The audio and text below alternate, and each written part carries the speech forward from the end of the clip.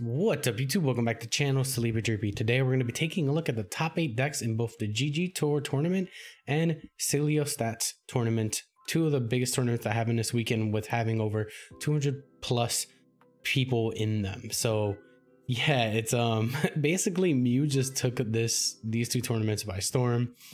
Both of them having Mew Genesect 20% or above in the meta share. So which is insane numbers for just one deck. Mew's just very dominant. It's a very strong deck. And it also ended up winning both of them. As you can see, Blast took the Celios Networks win, and Thray took the GG Tour win. And we're going to look at both of these deck lists, the top 8 deck lists. First, we're going to go ahead and take a look at GG Tour. And it looks like there's a Mew. It looks like there's 1, 2, 3, 4 Arceus Duraludon, 1 pure Arceus deck, and 1 Gengar, and 2 Mews in top 8, right? So we're gonna go ahead and take a look at the 2 Mew lists first. And they look pretty standard. This 1-2 boss seems a little light. I think 3 is better, just because boss is just important to getting those key KOs, making sure you're winning the game with a Mew V. So yeah, and then there's Arceus Duraludon.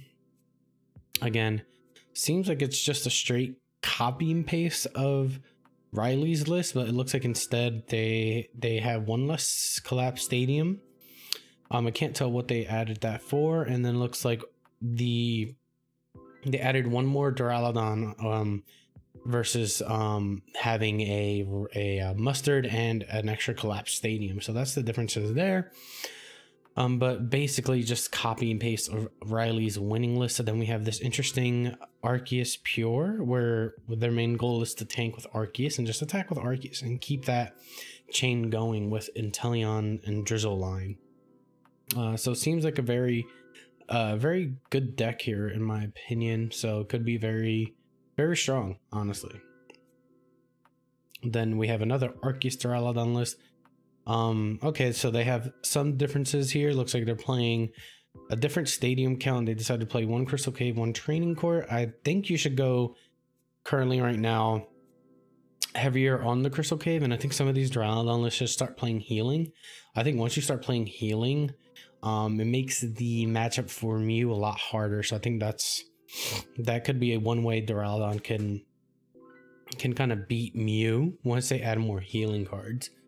So yeah. Then we're gonna go, whoops, I went to the wrong one. Boom, let's go back to GG Tour. We looked at Duraludon. Let's go into Gengar. Gengar looks like a pretty good deck right here. They're using the Bidoof barrel line to draw more cards, and they're using Path to the Peak to stop our opponents down.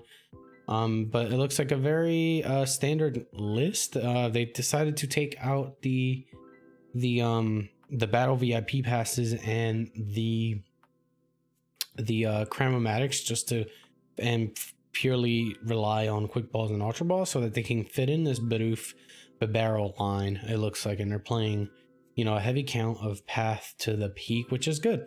It stops Mew decks. It can stop Arceus decks, so not bad. And then we're gonna go again some more Arceus Duraludon. They look almost, this is an exact copy and paste of Riley's list, so nothing grand here. And then the last Arceus Duraludon, pretty much the same, but they're playing 1 Tool Scrapper, which is interesting. Tool Scrapper can help in some matchups. Maybe there's some tools like Choice Belt that could be taken off.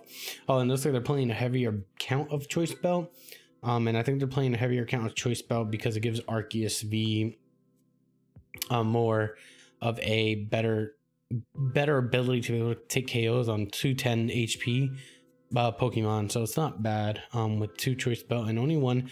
I don't know how I feel about just 1 big charm though. So those are slight differences between that and Riley's list. So now we're gonna go ahead and look at Celiostats. Looks like there's 4 Mew Genesects in the top 8, basically making up half of the top 8.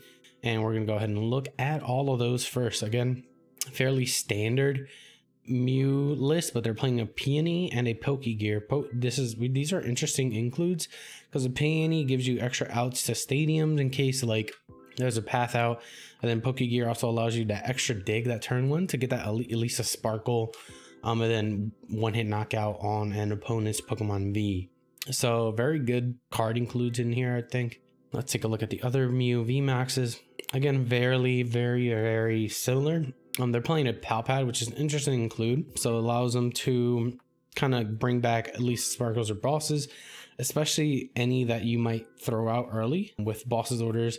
In the beginning of the game, you're probably pitching them to be able to get into Elisa Sparkles early in the game. So late game, you can Palpad the Bosses orders that you might have bossed to be able to draw back into them and have a greater chance of drawing into them. So not bad there. I think Palpad is an interesting include. Another Mew list again, very standard. Nothing too great from that list. Again, very standard Mew list. And then the last one, again, very standard. Nothing very new with Mew. So now we're going to be looking at the other decks. We have a pure Arceus list by K-Tron. Basically here he's focusing on that dark side and using the Shaman V as like a end game attacker. Shaman V Star can do an insane amount of damage in the end game, doing 40 more damage with the base of 120 for every prize card your opponent has taken. Then you can use the Ditto V to kind of recycle attackers that you need, like such as Galarian Zapdos V, Hoopa V maybe, and stuff like that. Even another Arceus V Star if you need to get Ditto V out. So nice little list by K-Tron. I think it has a lot of potential. Probably needs to be refined. Then we have Chase Patrick. Nice. My league leader got 5th place again with another kind of like Arceus toolbox. Again, playing deeper counts of 2 prizes like Galarian Zapdos and Galarian Moltres. Zamazenta V giving us that steel type attacker as well. And that real stance ability going first. Honestly, this isn't bad just to use that ability. Discard a hand and draw 5.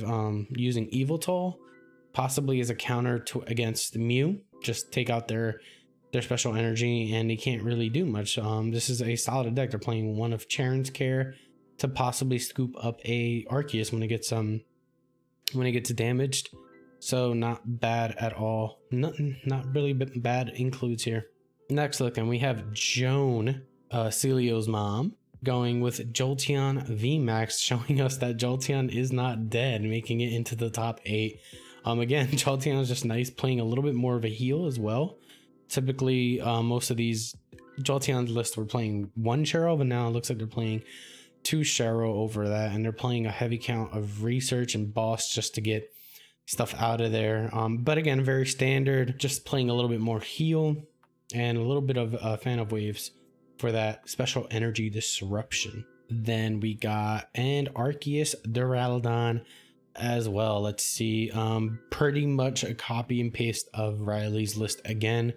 It looks like I think they're playing an extra Arceus V-Star over the Collapse Stadium. I don't think that extra in Arceus plus VMAX decks, I don't think an extra, I think a 4-2 line of Arceus is fine. I think 3 is a little much, because you only really need 1 the entire game, and then the chances of you prizing both is very low. And even if you happen to prize both, just doing Trinity Charge to Arceus V is just as good as well, it's not just as good, but like it's good enough to get you through the game just using Trinity Charge with Arceus V. So that shouldn't be too bad. So I don't completely agree that with the 3rd count of Arceus V Star. So yeah, that is the top 8 decks in the top 2 biggest tournaments this weekend.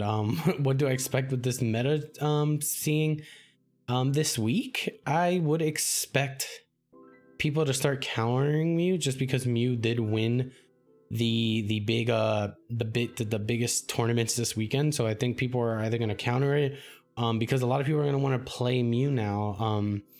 And a lot of people are just going to be playing Mew because of a habit that tends to happen in these online tournaments. It's people either play the next, they play the deck that just won, or they counter. So I think what's going to happen is we're going to see a lot of dark type decks come back and try and counteract that Mew, bringing Mew back down. So yeah, let's see what happens at the late night this Monday. But yeah, that is my meta prediction. So, but yeah, I hope you guys enjoyed that video. Feel free to like, comment, and subscribe down below. I'm probably going to be doing a lot of these videos from now on, try and post kind of like meta updates of the biggest tournaments in the past week, just to give you guys a little bit of an update of what might happen in the upcoming week. So I hope you guys have a good day, and peace.